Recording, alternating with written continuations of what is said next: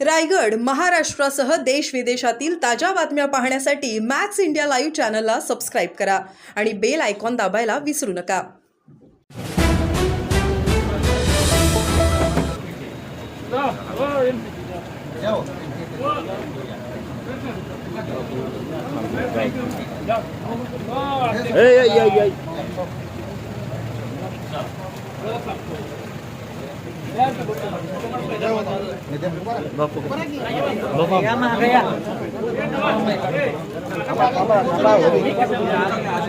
पण म्हणताय सगळी खपक्या घरामध्ये राज्यात आणि अशा असताना पोलिसांवरचे जे हल्ले वारंवार दिसत आहेत त्याबद्दल तुम्ही कशा बघा, हे आता देवाभाऊ गृहमंत्री झाल्याच्या नंतर अनेक अतिक्रमणं काढली गेली. पिशाळगडावरचं अतिक्रमण काढलं, किती वर्षाचं अतिक्रमण होतं. प्रतापगडाच्या पायथ्याचं तिथलं अतिक्रमण काढलं. म्हणजे आता ह्या सगळ्या लोकांना माहीत झालंय की हे गृहमंत्री अत्यंत खमके असल्यामुळं जिथं कुठं बेकायदेशीर असे प्रकरणं घडलेली आहेत, मग काही मशिदी उभा करणं असेल किंवा काही बेकायदेशीर अतिक्रमणं करणं, मजारी उभा करणं, असे प्रकार घडले असतील तर ह्या लोकांना आता माहीत आहे की गृहमंत्री अजिबात हे खपून घेत नाहीत आणि ते 100% काढलं जाणार. मग असे काढताना कुठं ते आक्रमण करण्याचा प्रयत्न करतायत. परंतु सरकार इतकं सक्षम आहे, पोलिसांच्या वरती जो कोणी हात उचलण्याचा प्रयत्न करेल त्याला त्याच भाषेत, कायद्याच्या भाषेमध्ये उत्तर दिलं जाईल, त्यांच्यावरती कारवाई केली जाईल. आणि ह्याचे आता अनुभव आपल्याला आलेले आहेत. आता नागपूरमध्ये बघितलं तुम्ही, ज्यांनी तो दंगलखोर मेन होता त्याचं घर सुद्धा पाडून टाकलं सगळं. नंतर कोर्टाने स्टे दिला, हा दुसरा भाग. परंतु तिथपर्यंतची कारवाई राज्य सरकारच्या माध्यमातून केली गेली. कारवाई नागपूरमध्ये बघायला मिळाली, नाशिकमध्ये पण बुलडोझर कारवाई सगळीकडेच झाली पाहिजे. जिथं जिथं आक्रमण केलेली आहेत, अतिक्रमण केलेली आहेत, सरकारी जागे बळकावलेले आहेत, काही लोकांच्या जागा, गोरगरीब लोकांच्या जागा गुंडगिरी करून बळकावलेल्या आहेत, लँड जिहादचा जो प्रकार झालेला आहे, त्या सगळ्या गोष्टीवरती कारवाई झाली पाहिजे. सरकार त्या बाबतीमध्ये नक्की कारवाई करेल, त्यामध्ये कुठंही मागे पुढे सरकार बघणार नाही. पुण्यातल्या जयंतीचं स्वरूप काय असणार आहे आणि तुम्ही समाज बांधवाला काय आवाहन करणार? बघा, पुण्यातली जयंती ही एकदम वेगळ्या पद्धतीनं सांस्कृतिक दृष्ट्या करण्याचं आमचं ठरलं आहे. धनगर समाजाला एक मोठा सांस्कृतिक वारसा आहे. धनगर समाजाकडं गजनृत्य आहे, धनगर समाजाकडं ढोल वादन आहे, धनगर समाजाकडं ओवी गायली जाते. धनगर समाजामधल्या ज्या प्रथा आहेत, म्हणजे काचुळी घालणं असेल देवाला जातानाची, तिथं लिंबाचा कार्यक्रम असेल, सवासण्याचा कार्यक्रम असेल, जक्याराचा कार्यक्रम असेल, नंतर आपल्या गावागावामध्ये वालगाचे कार्यक्रम होतात. अशी वेगवेगळी संस्कृती जी जतन करण्यासारखी आहे. आणि म्हणून सगळ्या अहिल्या भक्तांनी ठरवलं की धनगरांच्याकडं जी ढोल वादनाची संस्कृती आहे, गजनृत्याची संस्कृती आहे आणि ओवी गाण्याची संस्कृती आहे, ती खूप प्राचीन आहे. आणि त्या ढोल वादन संस्कृतीचं किंवा गजनृत्याचं हे नवीन पिढीला सुद्धा आकलन झालं पाहिजे, त्यांना माहिती झाली पाहिजे. नवीन पोरांना लाज वाटते, मी गजे कसं खेळू, मी ढोल कसं वाजवू, मी आता शिकलोय, मी जरा मोठा झालोय, मी एक मोठा बंगला बांधलाय, माझ्याकडे 4 चाकी गाडी आली आहे, बिना घेरची गाडी आहे, ऑटोमॅटिक गाडी आहे, मी कसं, असं त्याला वाटायला लागलंय. आणि आमच्याकडे इतका मोठा सांस्कृतिक वारसा असताना जर आपल्याला लाज वाटत असेल तर ती बाळगता कामा नये. आणि म्हणून अहिल्या देवींचं व्यक्तिमत्व हे जगात एक वेगळं व्यक्तिमत्व आहे. महिला राजकर्त्या म्हणून त्यांची जी प्रतिमा आहे ती जगभरामध्ये आहे. आणि म्हणून आम्ही ठरवलं की जगात कुठं असं झालं नाही असा कार्यक्रम पुण्यात करायचा. गिनीज बुकमध्ये याची नोंद होणार आहे. आतापर्यंत जगामध्ये जेवढी रेकॉर्ड झालेली आहेत ते 10,000पेक्षा जास्त वाद्य वाजवण्याची रेकॉर्ड झालेली नाहीत. मागं पंजाबमध्ये 7,000 ढोल एकत्रित वाजवले गेले. मागं श्री श्री रविशंकर गुरुजींच्या माध्यमातून 2012ला 16ला दिल्लीमध्ये आणि कोल्हापूरमध्ये 1300 ढोल वाजवले होते. आता आम्ही म्हणलं आमची धनगरांची ही संस्कृती आहे तर 50,000 ढोल हे पुण्यामध्ये एका वेळेस वाजवून हा जागतिक विक्रम करायचा आहे. हा कार्यक्रम कुणी घेऊ शकत नाही, धनगर घेऊ शकतात, कारण त्यांच्याकडं ढोल म्हणजे त्यांचं देवासारखी श्रद्धा आहे. आता आमच्या इथं आष्ट्यामध्ये एक थोरला ढोल आहे. आष्ट्यामध्ये बिरोबाचं मंदिर आहे. आरेवाडीचं जसं बिरोबाचं मंदिर आहे, वाशीचं बिरोबाचं मंदिर आहे, पट्टणकोडोलीचं बिरोबाचं मंदिर आहे, तशा पद्धतीचं आष्ट्याला एक बिरोबाचं मंदिर आहे, खूप जुनं आहे. आणि त्यांच्याकडं थोरला ढोल आहे. बघा, हे म्हणजे ऐकण्यासारखं आहे. इकडं देवामध्ये मंदिरामध्ये आरती सुरू झाली का तिकडं ऑटोमॅटिक ढोलामधून आवाज यायला सुरुवात होते. आजची रोजची घटनाही घडते. त्यामुळं देवासारखी श्रद्धा ही ढोलावरती आहे. प्रत्येक घरामध्ये ढोल हा देवाऱ्याजवळ ठेवला जातो. आणि त्यामुळे सगळ्या लोकांना मी आवाहन केलं की सगळे आता ढोल बाहेर काढा, सगळे घराच्या बाहेर पडा, पुण्याच्या दिशेने या. ज्यांच्याकडे ढोल आहे त्यांनी घेऊन यायचा, ज्यांच्याकडे नाही त्यांनी विकत घ्यायचा, ज्यांना विकत घेता येत नाही दुसऱ्यांनी विकत घेऊन द्यायचा. परंतु हा कार्यक्रम भव्य दिव्य करायचा. बघा, आपलं देश हे राज्य असेल, लोकशाही आहे, कायद्यावरती चालणारं आपली सरकार आहे. सुप्रीम कोर्ट असेल, हायकोर्ट असेल, यांचे काही निर्णय येतात ते आपल्यासाठी बंधनकारक असतात आणि म्हणून केंद्र सरकारनं काय भूमिका मांडली हे मला माहीत नाही. पण तुम्ही जे सांगताय तर बरोबर आहे, सुप्रीम कोर्टाचा काय निर्णय येईल त्याच्यावरती केंद्र सरकार पुढे जाईल. तर केंद्र सरकार बिलाच्या बाबतीमध्ये जी मागं भूमिका घेतली त्या भूमिकेवरती ठाम राहिलेला आहे. फक्त ते सुरज चव्हाणांवरती काय रे? आपला मित्र पक्ष आहे ते असं म्हणताय की शेख चिल्ली तर म्हणतात पुढे ते असं पण बोलले की बाबा राजकीय पार्श्वभूमी दरोडेखोराची ह्याची आहे, त्यामुळे त्यांना अजित पवारांना कार्यक्रमाला बोलवण्याची हिंमत झाली नाही असं त्यांनी बघा का दरोडेखोर हे म्हणतायत का नाही, मला ह्या विषयावरती मी कधी बोलत नाही, परंतु हे राष्ट्रवादीचंच काम आहे. माझ्यावरती जे मंगळसूत्र चोरीचा आरोप घातला तेव्हा त्यांचा तिथं अपक्ष आमदार 2009 साली जो 17 उमेदवारांनी इच्छुक पाठिंबा दिला होता आणि तेव्हा मी विधानसभेची निवडणूक लढवली. मला 19,000 मतं पडली आणि हा गडी 2-2.5 हजार मतांनी पडला. तेव्हा स्वर्गीय R.R. पाटील मेलेल्या माणसावरती बोलायचं नसतं, परंतु हे सातत्यानं या विषयावरती बोलतायत. तर ते तेव्हा गृहमंत्री होते आणि ते त्यांचे एकदम मानसबंधू होते. जिथं आमच्या आतपाडीत जरा काय दगड जरी पडला तरी लगेच त्याची केस व्हायची. आता एका लग्नामध्ये मी त्या लग्नपत्रिकेतला प्रमुख पाहुणा होतो. लग्नपत्रिकेमध्ये माझं प्रमुख पाहुणे म्हणून नाव होतं आणि त्या लग्नामध्ये भांडणं झाली. जेव्हा भांडणं झाली तेव्हा मी स्वतः तिथं उपस्थित नव्हतो. मी 1 तास लेट तिथं आलो होतो, तरी सुद्धा माझ्यावरती केस घातली.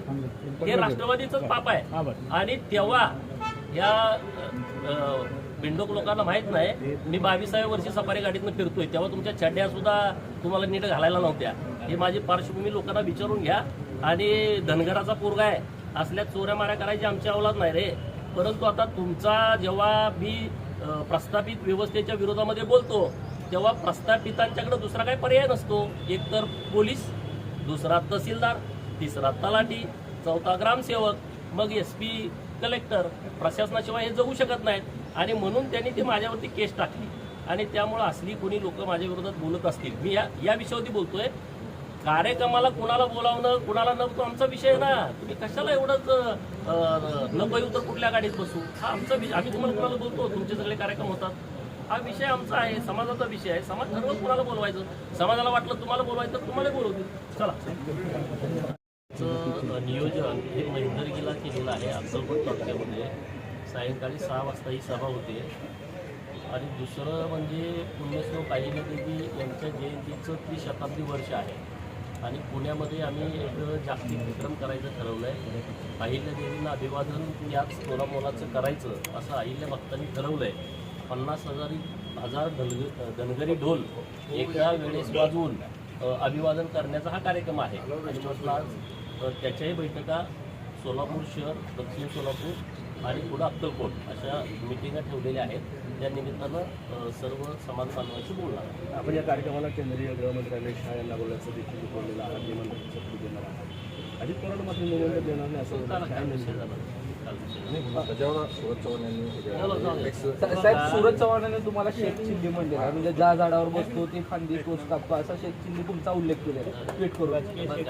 राजकीय शेख चिल्ली कसं पाहता या विषय काय आहे, अहिल्यादेवींची जयंती आणि तो कार्यक्रम. आता तो कार्यक्रम सोडून मला दुसऱ्या विषयावरती बोलायचं नाही. त्यामुळे तो काय विषय जे काय असेल ते आपण त्या सर्व विषय नाही. वाघ्या कुत्र्याच्या संदर्भात आहे. संभाजीराजे देखील असं म्हणाले या संदर्भात बघा, मला तिथून बऱ्याच लोकांचे फोन येत आहेत, पण वेळेअभावी मला रायगडावरती जाता आलं नाही. परंतु या 4-5 दिवसामध्ये वेळात वेळ काढून मी रायगडावरती जाणार आहे आणि तिथली सगळी परिस्थिती मी महाराष्ट्राच्या समोर आणणार आहे.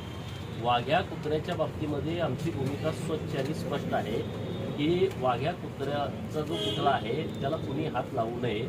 सरकारनं याबाबत संजय सोनवणे यांची 1 सदस्यीय समिती गठीत करावी. तेच या विषयावरती व्यवस्थितपणे बोलतायत अशी आमची मागणी सरकारकडे आहे. त्यामुळं कोणी काय म्हणतंय त्या गोष्टीला फार महत्त्व आहे असं मला वाटत नाही. सध्या बाळासाहेब ठाकरेंचं एआयचं भाषण गाजलं, त्यामध्ये असा उल्लेख केलेला आहे की भाजपा संदर्भात असेल सध्याची शिवसेना गद्दार आहे, असा एकंदरीत बाळासाहेब ठाकरेंच्या एआयच्या भाषणामध्ये उल्लेख केलेला आहे. कसं पाहता एआयचं? तर मी काय भाषण ते ऐकलेलं आहे, ऐकून मी तुम्हाला पद्धतीने मेळावा झाला उद्धव ठाकरे गटाचा. त्यामध्ये बाळासाहेबांचा आवाज यांचा वापर करून आणि त्याच्या माध्यमातून एक टीका मग करण्याची काय लोकांनी आता एकनाथ शिंदे साहेबांच्या शिवसेनेला बहुमत दिलेलं आहे पब्लिकने. शेवटी सर्वोच्च लोकशाहीमध्ये जनतेला मानलं जातं. निवडणुका ह्या सगळ्या लोकशाहीच्या प्रक्रियेमधला महत्त्वाचा घटक आहे आणि विधानसभेच्या निवडणुकीमध्ये माननीय एकनाथ शिंदे साहेबांच्या नेतृत्वात जी खरी शिवसेना आहे हे लोकांनी मतं देऊन सिद्ध केलेलं आहे. त्यामुळे कोणी काय बोलतंय, कोणी भाषणं कशा पद्धतीनं तयार करून दाखवतंय याला फार महत्त्व आहे असं मला वाटत आहे. कारण 4च महिने झालेत निवडणुका. यामध्ये उद्धव ठाकरेंनी जे आहे ते भाजपच्या बूथ प्रमुखांचं पण निवडणुका आल्याच्या नंतर भाजप कामाला लागत नाही. आता विधानसभेची निवडणूक झाली आणि भारतीय जनता पार्टीची सभासद नोंदणी सुरू झाली. आता दुसरे पक्ष निवडणुका समोर आल्या का सभासद नोंदणी घेतात, परंतु देशभर सभासद नोंदणी झाली, परंतु महाराष्ट्रात विधानसभेची निवडणूक होती म्हणून महाराष्ट्राच्या भारतीय जनता पार्टीला त्यांनी मुदत दिली की बाबा तुम्ही विधानसभेच्या नंतर सभासद नोंदणी करा. 1.5 कोटी सभासद नोंदणी विधानसभेची निवडणूक झाल्यानंतर केलेली आहे. म्हणजे भारतीय जनता पार्टी ही 24 तास आणि 365 दिवस ही कामात असते. म्हणजे सामाजिक काम असेल, संघटनेचं काम असेल, राजकीय काम असेल, या तिन्ही कामामध्ये झोकून देऊन काम करते. लव जिहादसारखे प्रकार आज सोलापुरात घडल्याचा एक आरोप काल काही संघटनांनी केलेला आज मोर्चा होतोय. खरं तर यावरती कायदा होणं अनेक दिवसांपासूनची मागणी आहे. कशा पद्धतीने बघा, हिंदू मुलींना टार्गेट करून लव जिहादच्या जाळ्यात अडकवण्याचं षडयंत्र हे सातत्यानं सुरू आहे. हे काही नव्यानंच घटना घडतात अशातला विषय नाही आहे आणि म्हणून हिंदू समाजामध्ये जागृती होण्याची आवश्यकता आहे. मुलींचे आईवडील असतील, जे पालक आहेत, त्यांनी मुलींचे मित्र कोण आहेत, मैत्रिणी कोण आहेत, व्हॉट्सअप ग्रुपवरती त्यांच्या कोण आहे, फेसबुकवरती त्यांना कोण फ्रेंड आहे, त्यांची रोज उठबस कुणाशी आहे, हे सगळं तपासण्याची आवश्यकता आहे. हे एका दिवसात हे सगळं घडत नाही. त्याला व्यवस्थितपणे जाळ्यात ओढून हिंदू मुलींच्या बरोबर लग्न करायचं आणि मुलं जन्माला घालायचं यंत्र म्हणून या मुलींचा उपयोग करून घ्यायचा आणि परत अर्ध्यात सोडून द्यायचं, असे अनेक प्रकरण आहेत. कारण मी स्वतः अहिल्यानगर जिल्ह्यामध्ये काही अशी जी लव जिहादची प्रकरणं झाली तिथं मी 2 दिवसाच्या भेटीचा दौरा केला होता. पुणे जिल्ह्यामधलं तर प्रकरण अत्यंत वेगळ्या वळणावरती होतं, तिथेही मी स्वतः गेलो होतो. किंवा असे अनेक प्रकरणं तुमच्याही कानावरती येतात, माझ्याही कानावरती येतात आणि माध्यमामध्ये येतात. त्यामुळं हिंदू समाजामध्ये जागृती होणं याच्यापेक्षा दुसरा उपाय आता आपल्यासमोर आहे असं मला वाटत नाही. कायदा होण्याच्या दृष्टिकोनातून आमची सरकारनं मागणी आहे की लव जिहादच्या बाबतीमध्ये राज्य सरकारनं कायदा आणला पाहिजे आणि सरकार त्या पद्धतीनं पावलं उचलतंय. नाशिकमध्ये काल दर्ग्याचं वरती कारवाई. अरे, संभाजी ब्रिगेडच्या बांडगुळानो तुम्ही मला सांगण्याची अजिबात आवश्यकता नाही. बिरोबा माझा देव आहे.